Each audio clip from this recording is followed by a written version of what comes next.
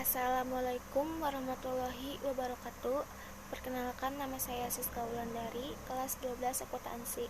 Di sini saya akan menjelaskan pelajaran PKN di bab 6 tentang peranan pers dalam negara demokrasi.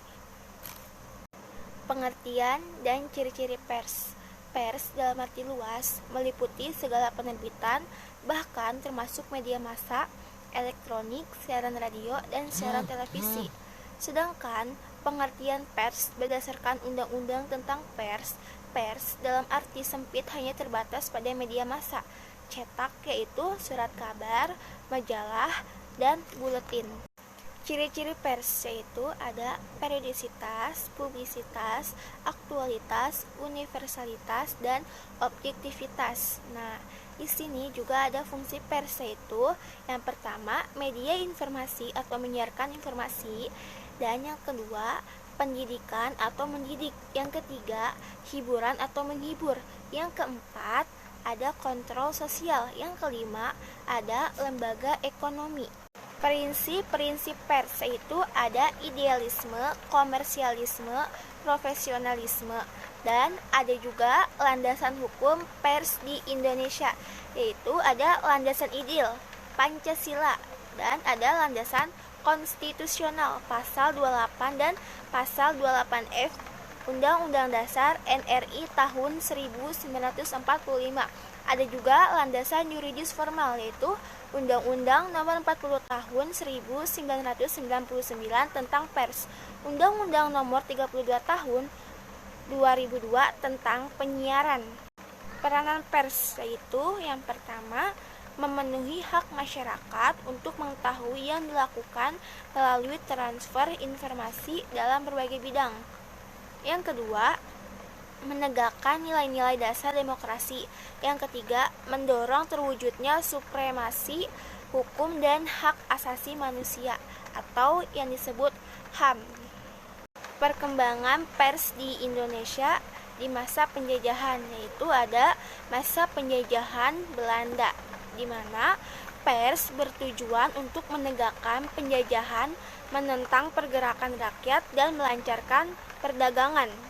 Dan ada juga masa pendudukan Jepang, yaitu pers dijadikan sebagai alat propaganda dengan dimaksud memperoleh dukungan rakyat Indonesia dalam perangnya melawan tentara sekutu. Masa kemerdekaan Indonesia, ada masa revolusi fisik, yaitu tahun 1945 sampai 1949. Yang kedua ada masa Orde Lama, yaitu tahun 1949 sampai 1966. Dan yang ketiga ada masa Orde Baru, yaitu tahun 1966 sampai 1998. Dan yang keempat ada masa reformasi. B. Pers yang bebas dan bertanggung jawab. 1. Pengertian pers yang bebas dan bertanggung jawab, yaitu pers yang bebas dan merdeka dalam menyajikan berita harus diikuti kesadaran tentang pentingnya penyampaian berita yang santun, berkaidah jurnalistik, dan menjunjung supremasi hukum. Teori pers yang pertama yaitu authoritarian press atau press authoritarian. Yang kedua ada libertarian press atau press libertarian. Yang ketiga ada Soviet Communist Press atau press komunis Soviet. Yang keempat ada social responsibility press atau press dengan tanggung jawab sosial. Pers yang bebas dan bertanggung jawab sesuai kode etik jurnalistik. Nah, apa sih pengertian kode etik jurnalistik?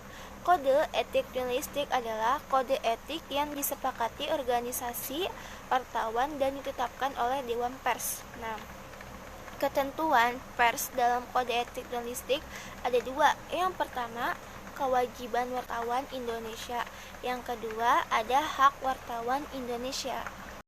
Larangan bagi wartawan Indonesia. Yang pertama, tidak membuat berita bohong, fitnah, sadis, dan cabul.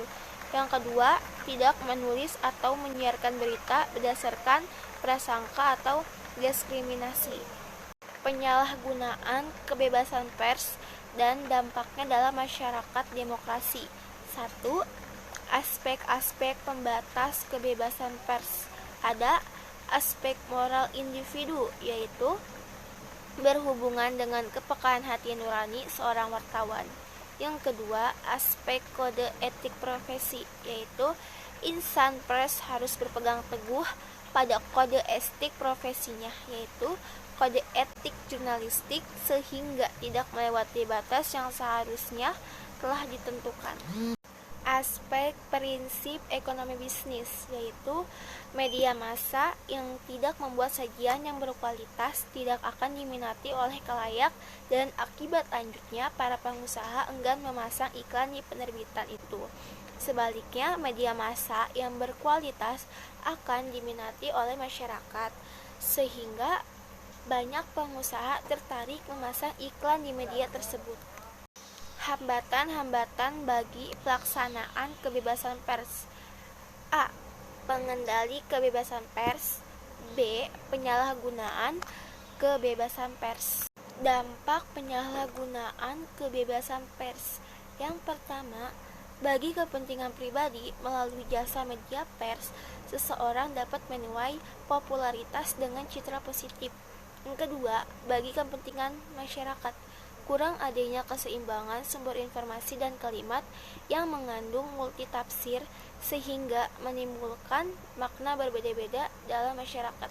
Yang ketiga, bagi kepentingan negara, tidak kepercayaan masyarakat terhadap pemerintah berkurang dan kepercayaan luar negeri luntur, sehingga minat kerja sama, terutama kerjasama ekonomi, penanaman, investasi, pemberian bantuan, dan pemberian pinjaman akan menurun.